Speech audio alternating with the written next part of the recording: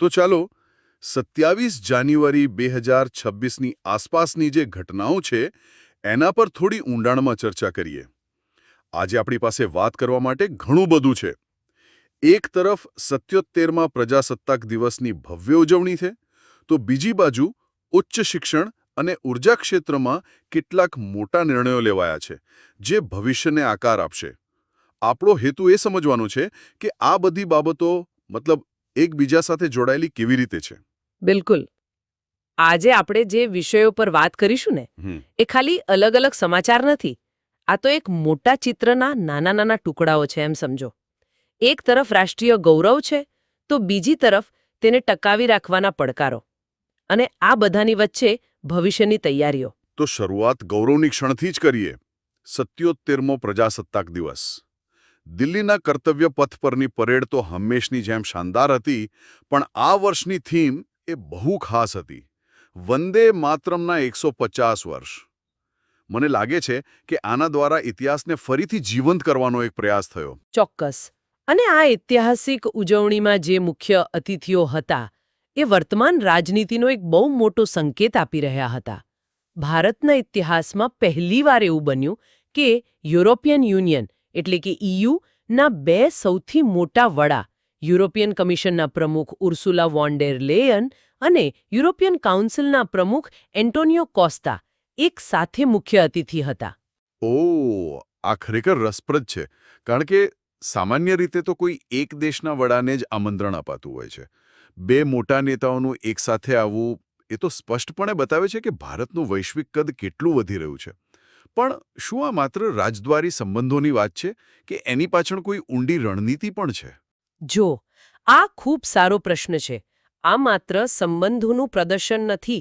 આની પાછળ એક સ્પષ્ટ ભૂરાજકીય સંદેશ છે. બ્રેક્સિટ પછી અને વૈશ્વિક તણાવ વચ્ચે યુરોપ ભારતને એક મજબૂત ભાગીદાર તરીકે જોઈ રહ્યું છે. એ લોકો રશિયા પરની એમની ઊર્જા નિર્ભરતા ઘટાડવા માંગે છે અને ચીન સાથેના વેપારમાં પણ સાવચેત છે. તેવામાં ભારત તેમના માટે એક સ્થિર અને વિશ્વસનીય વિકલ્પ બની રહ્યો છે. શક્ય છે કે આ મુલાકાત ભારત EU ફ્રી ટ્રેડ એગ્રીમેન્ટની જે વાટાઘાટો અટવાયેલી છે એને ગતિ આપવાનો પણ એક પ્રયાસ હોય.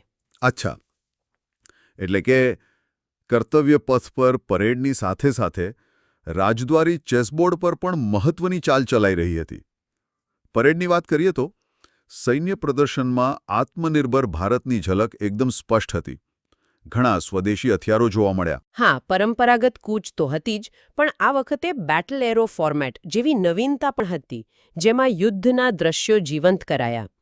અને તમે જે સ્વદેશી શક્તિની વાત કરીને એનું શ્રેષ્ઠ ઉદાહરણ હતું સૂર્યાસ્ત્ર મલ્ટી કેલિબર રોકેટ લોન્ચર. આ ઉપરાંત શક્તિબાર્ગ જેવી નવી રેજિમેન્ટ અને ભૈરવ લાઇટ કમાન્ડો બટાલિયનની પ્રથમ ભાગીદારી. આ બધું એ બતાવે છે કે ભારત તેની સૈન્ય ક્ષમતાનું આધુનિકીકરણ કેટલી ઝડપથી કરી રહ્યું છે. અને આ સૈન્ય શક્તિની સાથે સાંસ્કૃતિક વારસાનું પણ સુંદર પ્રદર્શન હતું. ખાસ કરીને ગુજરાતની ઝાંખી એ તો સીધી આ વર્ષની થીમ સાથે જોડાયેલી હતી. બરાબર. ગુજરાતની ઝાંખીએ મેડમ ભીખાઈજી કામા અને શ્યામજી કૃષ્ણ વર્મા જેવા ક્રાંતિવીરોને યાદ કર્યા અને એનું કેન્દ્રબિંદુ હતું 1907માં જર્મનીના સ્ટુટગાર્ટમાં મેડમ કામાએ જે ધ્વજ લહેરાવ્યો હતો એ, જેના મધ્યમાં દેવનાગરી લિપિમાં વંદે માતરમ લખેલું હતું. આનાથી વધુ સીધું જોડાણ થીમ સાથે શું હોઈ શકે, ખરું ને? એટલું જ નહીં, એ ઝાંખીએ 1906ના ધ્વજથી લઈને 1947ના આપણા તિરંગા સુધીની આખી વિકાસ યાત્રા પણ દર્શાવી. આ ઉજવણીની એક વાત જે મને ખૂબ ગમી એ હતી જનભાગીદારી. માત્ર VIP જ નહીં, પણ દેશભરમાંથી આવેલા 10,000 વિશેષ મહેમાનો, જેમાં ખેડૂતો હતા, કારીગરો હતા, વૈજ્ઞાનિકો હતા. એનાથી એવું લાગ્યું કે આ માત્ર દિલ્હીનું નહીં પણ આખા દેશનો ઉત્સવ છે. અને એ જ તો પ્રજાસત્તાકનો સાચો અર્થ છે. આપણે એ પણ યાદ રાખવું જોઈએ કે આપણે 26 જાન્યુઆરી જ કેમ ઉજવાઈએ છીએ. આ તારીખનો સંબંધ 1947ની આઝાદી કરતાં પણ જૂનો છે. 26 જાન્યુઆરી 1930ના રોજ લાહોરમાં રાવી નદીના કિનારે ભારતીય રાષ્ટ્રીય કોંગ્રેસે પૂર્ણ સ્વરાજ દિવસ ઉજવ્યો હતો. તે દિવસે સંપૂર્ણ સ્વતંત્રતાનો સંકલ્પ લેવાયો હતો. બસ એ ઐતિહાસિક દિવસની યાદને જીવંત રાખવા માટે 26 જાન્યુઆરી 1950ના રોજ આપણું બંધારણ સંપૂર્ણપણે લાગુ કરાયું. પરેડમાં આપણે દેશની તાકાત અને સુરક્ષાની ઝલક જોઈ. પણ આ સુરક્ષાને પડદા પાછળ સતત પડકારોનો સામનો કરવો પડે છે. રાજસ્થાનમાં બનેલી એક તાજેતરની ઘટના એ જ યાદ અપાવે છે. તમે રાજસ્થાનના નાગોરમાંથી પકડાયેલા 9550 કિલો એમોનિયમ નાઇટ્રેટના જથ્થાની વાત કરી રહ્યા છો. આ એક અત્યંત ગંભીર ઘટના છે. કારણ કે સૂત્રો મુજબ આ એ જ પદાર્થ છે જેનો ઉપયોગ 10 નવેમ્બર 2025ના રોજ દિલ્હીના લાલ કિલ્લા પાસે થયેલા બ્લાસ્ટમાં થયો હતો. આ એમોનિયમ નાઇટ્રેટ આટલું ખતરનાક કેમ છે?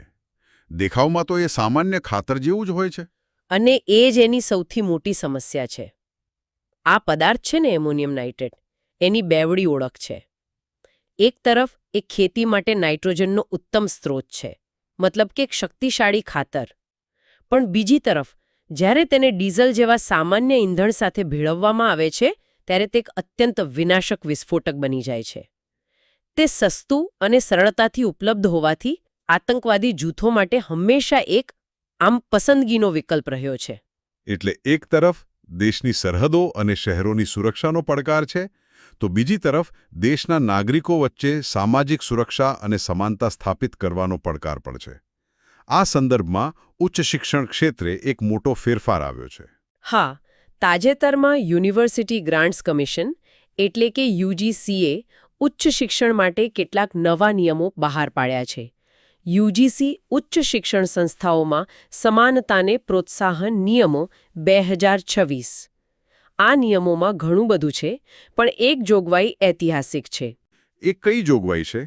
અત્યાર સુધી જાતિ આધારિત ભેદભાવ વિરુદ્ધ કાયદાકીય રક્ષણ મુખ્યત્વે એસસી અને એસટી સમુદાયો માટે સ્પષ્ટપણે વ્યાખ્યાયિત હતું.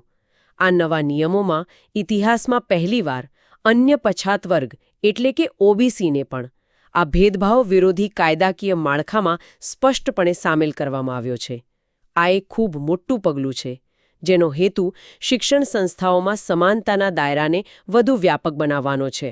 અને આ નિયમોને જમીન પર લાગુ કરવા માટે શું વ્યવસ્થા કરવામાં આવી છે? કારણ કે નિયમો તો ઘણા બને છે. એના માટે 2 મુખ્ય જોગવાઈઓ છે. પહેલી, દરેક કોલેજ અને યુનિવર્સિટીમાં હવે સમાન તક કેન્દ્ર બનાવવું ફરજિયાત છે. આ કેન્દ્ર ભેદભાવ સંબંધિત ફરિયાદો સાંભળશે અને એનું નિવારણ કરશે. અને બીજું, જે વધુ મહત્વનું છે, તે છે જવાબદારી નક્કી કરવી. હવેથી કેમ્પસમાં ભેદભાવ રોકવાની સીધી જવાબદારી સંસ્થાના વડા એટલે કે પ્રિન્સિપાલ કે કુલપતિની રહેશે. જો તેઓ નિષ્ફળ જાય તો યુજીસી એમની સંસ્થાને મળતી ગ્રાન્ટ રોકી શકે છે, નવા કોર્સ શરૂ કરવા પર પ્રતિબંધ લગાવી શકે છે અને છેવટે સંસ્થાની માન્યતા પણ રદ કરી શકે છે. આ તો ખૂબ કડક જોગવાઈઓ લાગે છે. સ્વાભાવિક છે કે આનો વિરોધ પણ થયો હશે. બિલકુલ.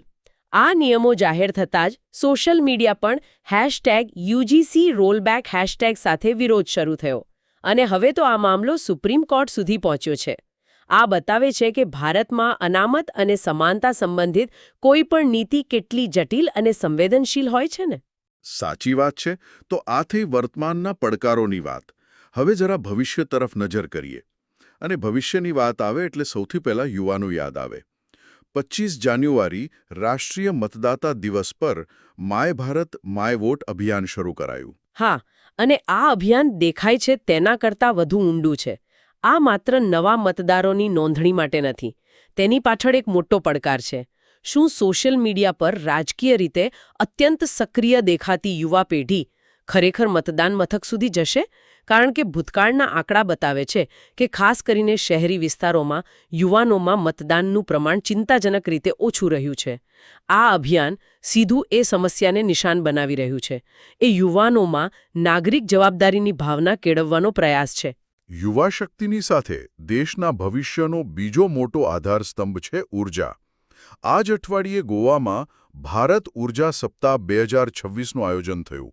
અને એ હવે દુનિયાનો બીજા નંબરનો સૌથી મોટો ઊર્જા કાર્યક્રમ બની ગયો છે. અને આ કાર્યક્રમનું વધતું કદ એ ભારતની વધતી ઊર્જા ભૂખ અને વૈશ્વિક મહત્વનો પુરાવો છે. અહીં એક આંકડો આપણી આંખો ખોલી નાખશે.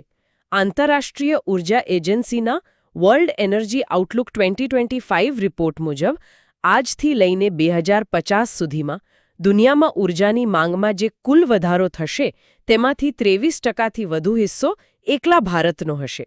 એક મિનિટ, આ આંકડો તો આશ્ચર્યજનક છે. આનો સીધો અર્થ એ થયો કે આવનારા 25 વર્ષમાં દુનિયામાં ઊર્જાની જેટલી પણ નવી જરૂરિયાત ઊભી થશે તેમાંથી લગભગ ચોથો ભાગ તો માત્ર ભારત જ વાપરશે. બરાબર. અને આ જ વાત ભારતને વૈશ્વિક ઊર્જા બજારના કેન્દ્રમાં લાવી દે છે. આનો અર્થ એ પણ થાય છે કે ભારતની ઊર્જા નીતિઓ હવે માત્ર ઘરેલું મુદ્દો નથી. ભારત પેટ્રોલ ડીઝલ ખરીદે છે કે ઇલેક્ટ્રિક વાહનો તરફ આગળ વધે છે એના પર મધ્ય પૂર્વના દેશોનું ભવિષ્ય અને વૈશ્વિક તેલના ભાવ નિર્ભર રહેશે. ભારત હવે માત્ર ભાવ લેનાર એટલે કે પ્રાઇસ ટેકર નથી, પણ ભાવ નક્કી કરનાર પ્રાઇસ મેકર બનવાની દિશામાં છે. પણ આ એક બહુ મોટો પડકાર પણ છે. શું આપણી પાસે આટલી મોટી માંગને પહોંચી વળવા માટેનું ઇન્ફ્રાસ્ટ્રક્ચર અને રોકાણ છે? ચોક્કસ. આ પડકારને પહોંચી વળવા માટે અનેક સ્તરે કામ થઈ રહ્યું છે. એક તરફ ઓઇલફિલ્ડ્સ એક્ટ 2025 અને પેટ્રોલિયમ રૂલ્સ 2025 જેવા કાયદાકીય સુધારા કરીને રોકાણ માટેનું વાતાવરણ સરળ બનાવાયું છે. બીજી તરફ સ્વચ્છ ઊર્જામાં પણ મોટી સફળતા મળી છે. દાખલા તરીકે ઇથેનોલ બ્લેન્ડિંગ પ્રોગ્રામ 2014થી અત્યાર સુધીમાં આ એક જ પ્રોગ્રામથી દેશે 1.59 લાખ કરોડનું વિદેશી હુંડિયામણ બચાવ્યું છે અને ખેડૂતોને શેરડીના ભાવ પેટે 1.39 લાખ કરોડની સીધી ચૂકવણી કરી છે. અને સામાન્ય નાગરિકના જીવનમાં જે સીધી અસર દેખાય તેવા ઇન્ફ્રાસ્ટ્રક્ચરમાં પણ મોટો વધારો થયો છે, ખરું ને? છેલ્લા દાયકામાં પેટ્રોલ પંપની સંખ્યા લગભગ બમણી થઈ ગઈ. સીએનજી સ્ટેશન 9 ગણા વધ્યા અને પીએનજી કનેક્શન 6 ગણા વધ્યા. હા, અને આ વિકાસની સાથે સામાન્ય ગ્રાહકના હિતનું રક્ષણ કરવું એ પણ એટલું જ જરૂરી છે. છેલ્લા કેટલાક વર્ષોમાં આંતરરાષ્ટ્રીય બજારમાં ક્રૂડ ઓઇલના ભાવમાં ભારે ઉથલપાથલ જોવા મળી. તેમ છતાં સરકારે પેટ્રોલ અને ડીઝલ પર એક્સાઇઝ ડ્યુટી ઘટાડીને ગ્રાહકો પર બોજ ઓછો રાખવાનો પ્રયાસ કર્યો છે. અને ખાસ કરીને સમાજના ગરીબ વર્ગ માટે ઉજ્જવલા યોજના હેઠળ જે ગેસ સિલિન્ડર અપાય છે તેના ભાવ સ્થિર રાખવામાં આવ્યા છે. ચોક્કસ. ઉજ્જવલા યોજનાના લાભાર્થીઓ માટે રાંધણ ગેસના ભાવ 553 રૂપિયાની આસપાસ સ્થિર રખાયા છે. આ માત્ર આંકડાઓની વાત નથી. આનો અર્થ એ છે કે કરોડો મહિલાઓને હવે ચૂલાના ધુમાડામાંથી મુક્તિ મળી છે, જેની સીધી અસર તેમના આરોગ્ય અને જીવન ધોરણ પર પડી રહી છે. આ એક પેઢીગત પરિવર્તન છે. આ બતાવે છે કે ઊર્જા નીતિ હવે માત્ર અર્થતંત્રનો નહીં પણ સામાજિક ન્યાયનો પણ એક હિસ્સો છે.